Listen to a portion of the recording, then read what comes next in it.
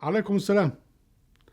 أهلا وسهلا بكم أحبتي في برنامجكم لحظات قرآنية وفي قناة أهل القرآن وفي موقع القرآن. هذه الحلقة رقم 598 من لحظات قرآنية، وندخل فيها في صلاتهم الشيطانية في حروبه الشيطانية الأهلية فيما بينهم وبين بعضهم.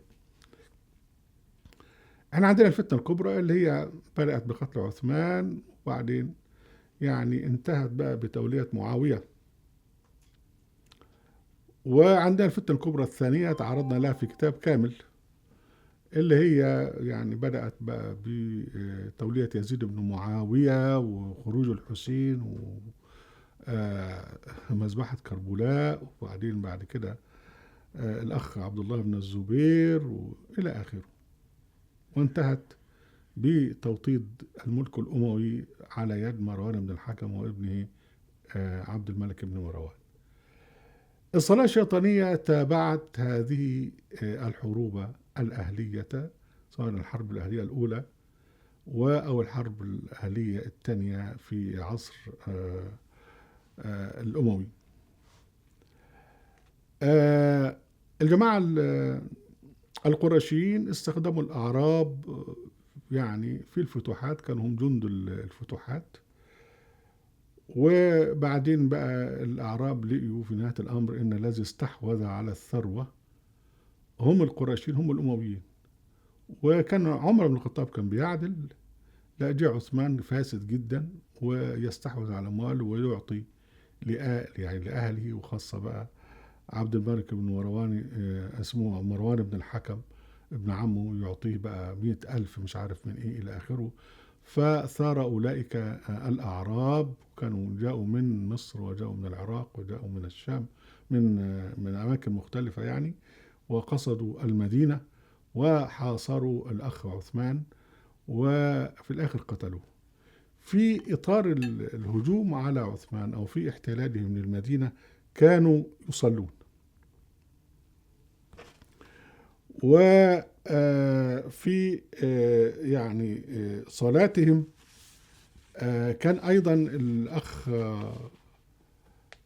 عثمان كان برضو بيصلي الجمعة ويقول لهم بقى كذا، ويقعد يهاجمهم وهو بيخطب ويقول لهم بأن أنتم كفار، وأن النبي قال كذا وكذا وكذا إلى آخره، يكذب على النبي. وبعدين في الآخر قتلوه، وحين قتلوه خدوا ماله، سلبوا ماله.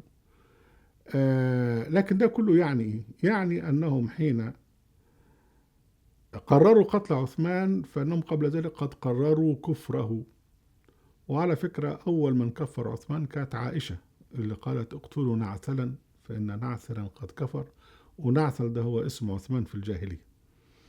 فقبل القتل والقتال يكون التكفير، وهو نفس ما فعله العرب والخلفاء الفاسقون أبو بكر وعمر وعثمان، حين اتهموا الأمم اللي هي الموالية لهم، المتاخمة لهم، بالكفر. وبالكفر استحلوا قتلهم وقتالهم واحتلال أراضيهم. جم بعد كده اختلفوا بقى على الغنائم، فجماعة الأعراب اللي هم قاموا بالجزء الأكبر من الفتوحات كفروا الخلفاء الفاسقين عثمان، وبالتالي هجموا عليه وقتلوه. وحتى أرادوا يعني أن يسبوا زوجته. واحد منهم قال لك يعني أنستحل مال عثمان ولا نستحل زوجته؟ ده طبعا كلها روايات موجودة، لكن أهم شيء إن كانت الصلاة كانت موجودة، وكانوا بيصلوا في المساجد، سواء الناس اللي هم الثوار على عثمان أو عثمان نفسه، وكان بيخطب في المسجد وكان بيخطب في صلاة الجمعة إلى آخره. لم تمنعهم صلاتهم الشيطانية من وقوعهم في الصراع وفي القتل، بل كانت هي التي تحثهم على هذا. ده يكفر ده ولا يكفر ده إلى آخره. هو بعد قتل عثمان طبعا بويع علي، وكانت عائشة كما قلنا من قبل تكره عثمان لأنه أموي وتدعو لقتله. فلما قتل انبسط، فمين اللي جه بعده؟ قال لك علي. قالت لا بقى أنا أطالب بدم عثمان. وصارت بقى حرب الجمل، واللي ذهب فيها بقى عائشة تقود جيش، ومعها الزبير بن العوام ومعها طلحة بن عبيد الله، ومحمد بن طلحة وعبد الله بن الزبير، ومعهم جيش كتير، وأمدهم أميون بأموال عشان خاطر يحاربوا علي، ويعني يضعفوا من شأن علي قبل ما علي يحاربهم، ما يحارب الأمويين يعني. وبعدين راحوا بقى على البصرة، وفيها عثمان بن حنيف اللي هو والي على البصرة من قبل عثمان. فأول ما راحوا على بيت المال، لأن المال هو الإله الأعظم بتاعهم، واستولوا عليه. وطبعا قبضوا على عثمان بن حنيف وكادوا يقتلونه، ونتفوا شعر لحيتيه. ولولا ان يعني عائشه امرت بقتله، وبعدين رجعت في كلامها تاني. وفي خلال هذا كله بيتردد بقى انهم كانوا يصلون، وده احنا عرضنا ليه في حلقه سابقه فيما بعد. آه احنا هنجيب بقى حاجات جديده يعني المره دي.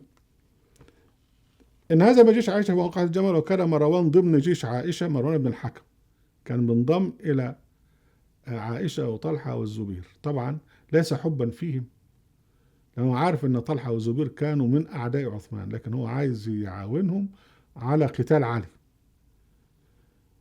يقول وكان مروان بن الحكم ضمن جيش عائشة، وقد أتته الفرصة فاغتال طلحة بن عبيد الله.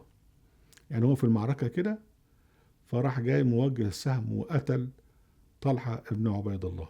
طبعا دول كلهم يا اخوانا صحابة. تقول رواية وكان الذي رمى طلحة هو مروان بن الحكم. أما الزبير بقى بعد الهزيمة فجري، هرب، فلحقه أحد أتباع علي وهو عمرو بن جرموز، لحقه وهو بيهرب، وراح ماشي مع عامل ان هو يعني صاحبه يعني. تقول رواية وحضرت الصلاة، فقال ابن جرموز الصلاة الصلاة، فقال الزبير الصلاة الصلاة. فلما نزل استدبره ابن جرموز فطعنه في جربان درعه فقتله، وأخذ فرسه وسلاحه وقتله.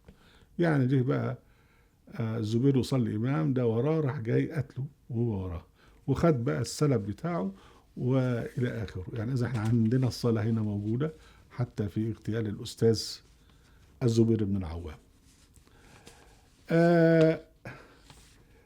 الشيء الجميل بقى ان انهم كانوا يصلون حتى في حروب الاهليه. يعني الفارق انها في الفتوحات كانوا هم يصلون، لكن الناس التانيين مش بيصلوا. لكن هنا بقى في الحروب الاهليه ده يصلي وده يصلي، وده يقتل ده وده يقتل ده، ويسرفون في القتل ده وده، ويحسبون انهم يحسنون صنعا. ده حدث في موقعة الجمل، وحدث أيضا في موقعة صفين نتعرض لها في الحلقة القادمة. أهلا وسهلا بكم أحبتي في برنامجكم لحظات قرآنية في قناة القرآن، وفي موقع القرآن. لا تنسوا المشاركة بشير ولايك، وعليكم السلام.